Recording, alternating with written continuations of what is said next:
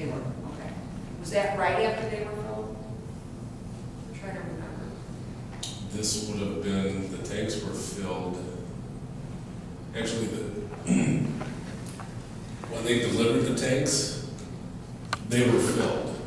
There's valves in all hydrants, so they were filled but turned off. As we drain the tank, we open up the valves to maintain the pressure, What happened, that happened, I believe, Monday, it was a Monday or a Tuesday, we took the tank offline. Everything seemed to be fine, and then it was about 2 o'clock in the morning, Monday, a week ago, we got an alarm, or actually I got called. And I got called. She got called. I had called John. We were having residents complain there was no water. I remember about 3, nothing's running, the system pressure extremely low. We had about 12 pounds, which isn't enough barely to get water upstairs. Reset the well, everything kicked back on, pressure built back up again, everything was fine.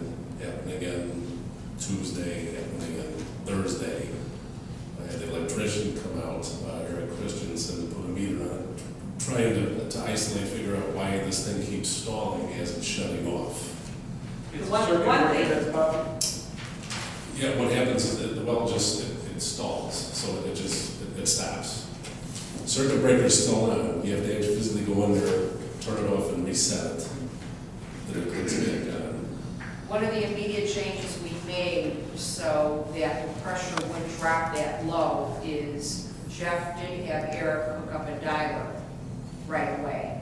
So the next alarms, we were getting notified through the dialer Correct. before the pressure dropped too Correct, low. yeah, the dialer was either not turned on or misfunctioned.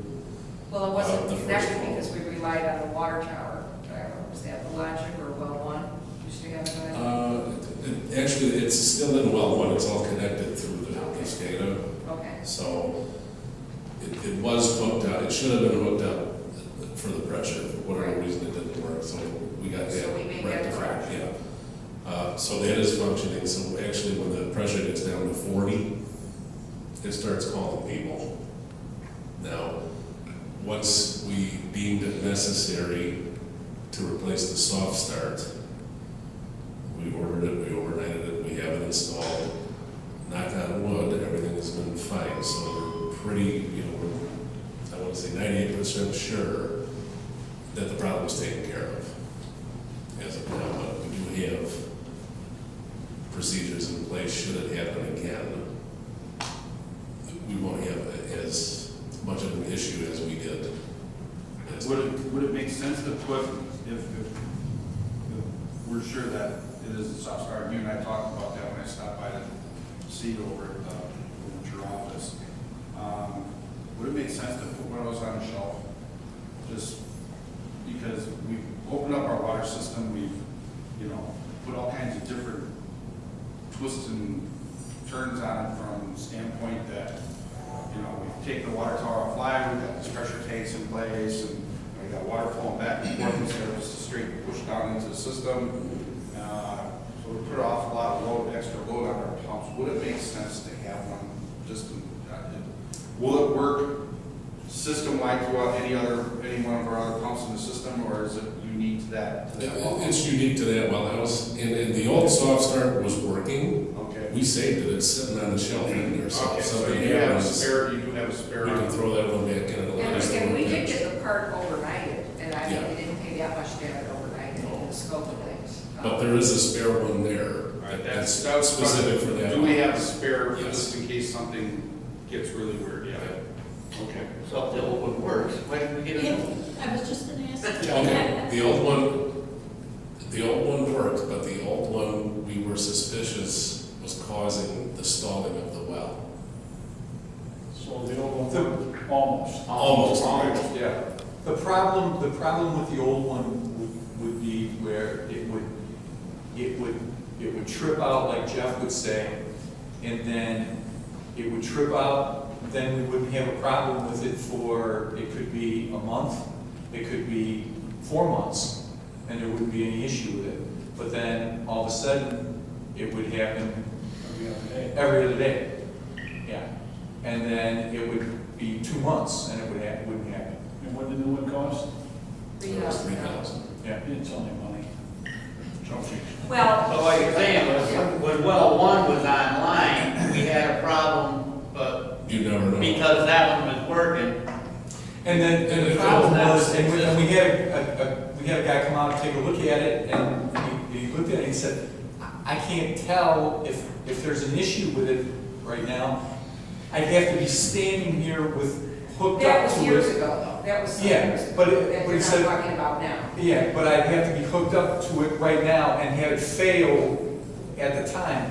The new one is like a new car where they can plug into it, and where if there's been an issue with it, they can plug into it, and it'll download and tell it exactly what the issue was. Yeah, and that was the biggest advantage of this new one, is it Right. has diagnostic features on it. Features on it. That tells us what's going on or what's wrong.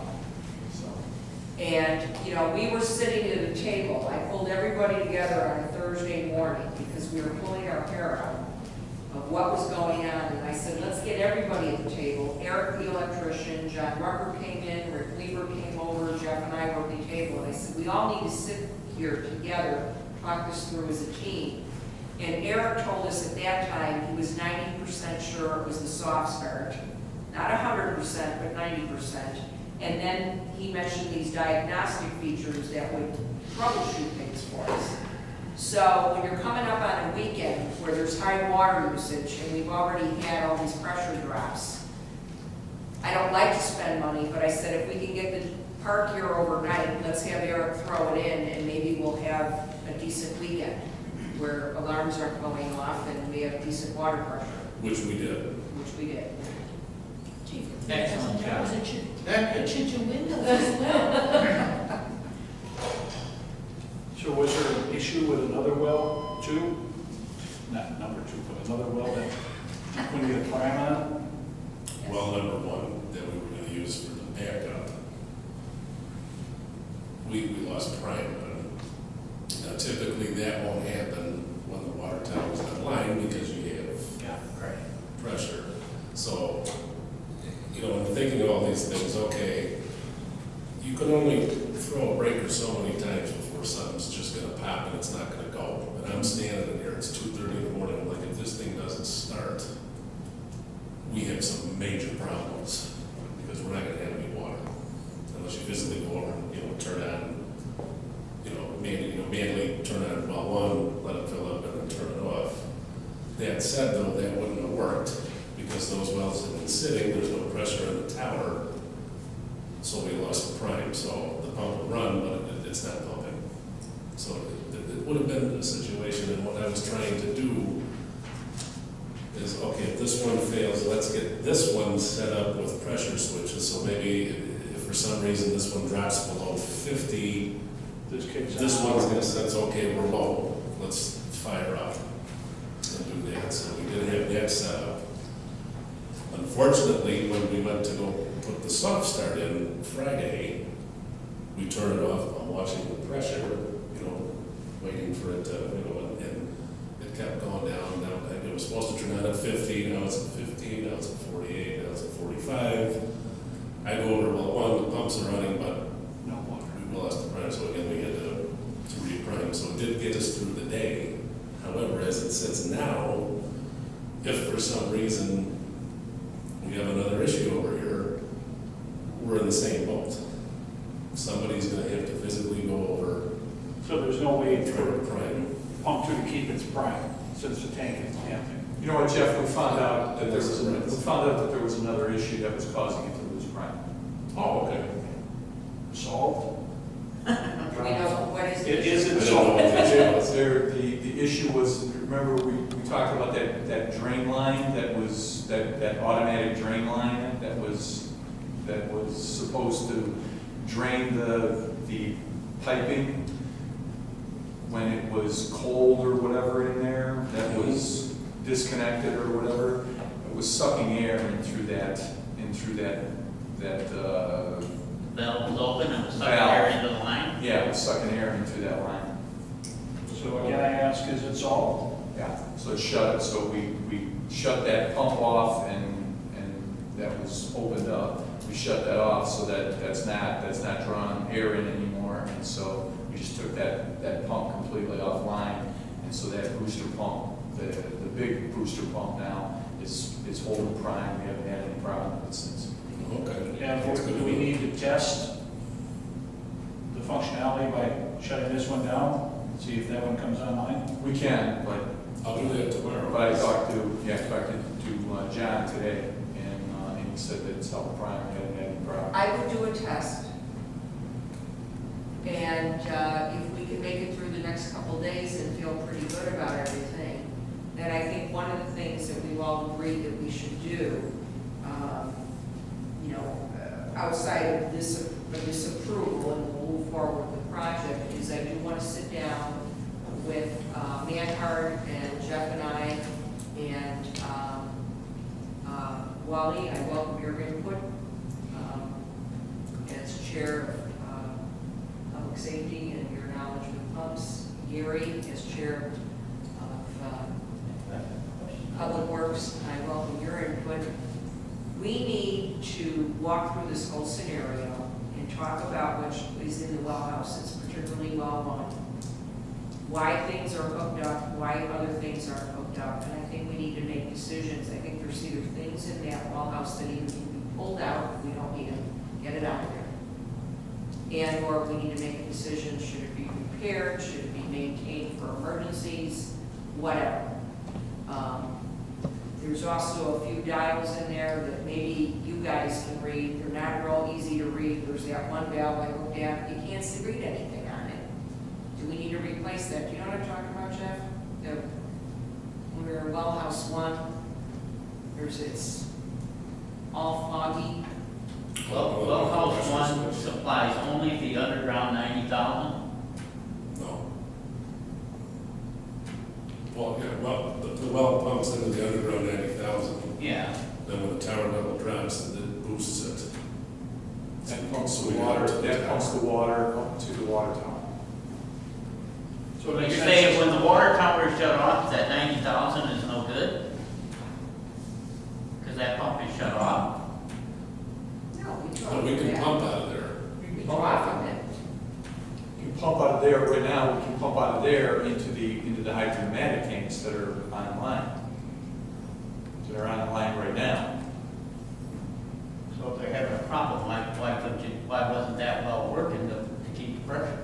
Because it's completely shut off and we're not using it? Yes. It's hooked up. I mean, that might have been a good backup, while you had that thing shut off offline. They had that thing on. It's hooked up. It's hooked up now. It's hooked up now. So it just sounds like it's a good idea to have a review of the system Yes. with contingencies. Yes. Okay, so are we sticking with the $16,000 figure? So moved. Second. No further discussion? Well, I was gonna ask, should we bump it up, just so that, because we're not having another meeting for quite a while, just to bump it up so that there's no question, and then this way, if we don't use the money, we don't use it. No. But if we need it, it's there. Right. Did you check, or Kelly, you can help, we changed the authority some time ago. The mayor and I together can approve up to, is it 10,000 expenditures? I believe it is. I haven't. So if something like that would come up, we could approve it Alright. as an emergency. Well, and then I can certainly pull the board and we can ratify it at the July meeting. And this isn't something they're gonna get done in the next 2 days in. No. I don't. I'm sure we got time. Hopefully it's done before the end of All July. right, we have a motion and a second, as stands at 16,000. Can I have a roll call? Trustees Aye. Malinowski, Aye. Priest, Aye. Duberstein, Barrett, Aye. Daly, Aye. Walkington. Aye. Motion carried. All right, number 4 is everybody's favorite ordinance. It's an ordinance adopting prevailing wages to be paid to laborers, mechanics, and other workers performing construction of public works for the village of Hainesville. So moved. Second. Roll call. Trustees Darrenowski, Aye. Priest, Aye. Duberstein. No. Barrett, Aye. Daly, Motion carried. Ordinance 113-6-175.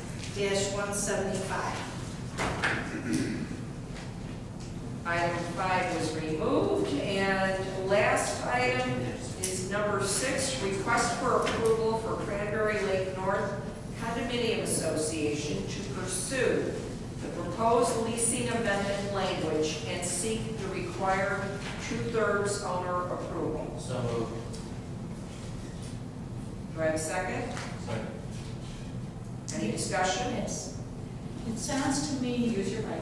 it sounds to me like that they've totally removed the village from having any input as to the occupancy percentage. And I don't know if that's a good thing. I mean, It's their association. We didn't want say over who can rent and who couldn't in the first place.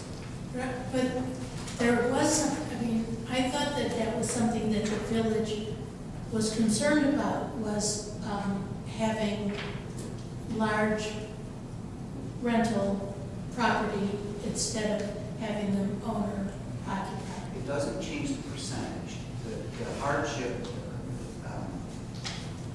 what it changes is the process for determining whether something is a hardship or not. It still sets the cap at 15% unless there's a hardship.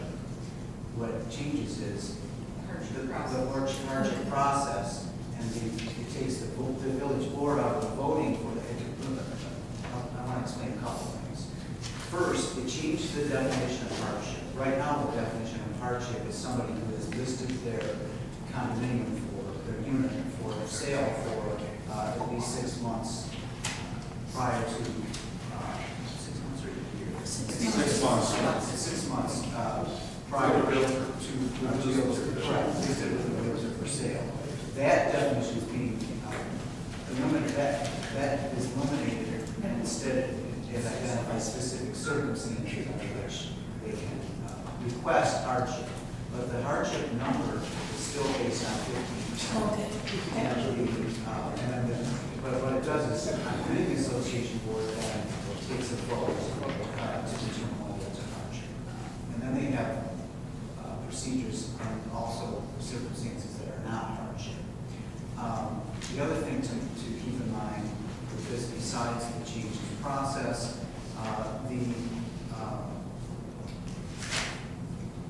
in terms of the approval of this, it has to be presented to all of the owners of the units, and at least 2/3 of those unit owners have to approve it. So that's what it takes to change the bylaws. And also then, in terms of the consent that the village is giving, we have revised the language that was in the original document so that it acknowledges that they must meet all the procedural and substantive requirements of their bylaws in terms of getting this approved before the village consents to allow this process to change. So, and this was, I think, their effort to respond to the village's comments in the past and the board's comments about, and essentially, I think what we told them in the past was that they had expressed interest in the village sort of changing things. And what we told them from the start was, if they want to change the process, they need to follow step by step all of the rules that are in their covenants and bylaws. And this is their effort to do that. I just wanted to make sure that that 15% was still there, with the exceptions of the. Yeah, and our comment has been to them anytime they've asked us to change their rules, is we can't change your rules. Right. You need to go to your membership. Right. And this type of change requires that 2/3 or greater. And that's hard work for them. It's work and it's time involved and there's an expense, but that's the way it is. So that is what they need to do in order to accomplish this. Do Cranberry Lake and Cranberry North have, is it the same association? No, 2 separate. So we're just dealing with Cranberry Lake right now. North of Cranberry Lake Road, which is the one up here off the Hainesville Road. All right. Okay. So we have a motion and a second? Any further discussion? Roll call. Trustees Dernoski, Aye. Crease, Aye. Duberstein, Aye. Barrett, Aye. Daly, Aye. and Walkington. Aye. Motion carried. Could I have a motion for adjournment?